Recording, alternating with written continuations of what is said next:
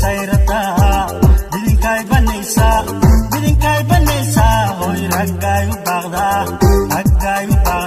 bole shidata umay gishata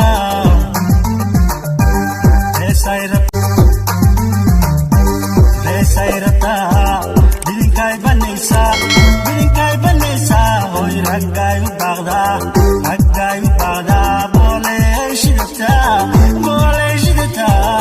umay gishata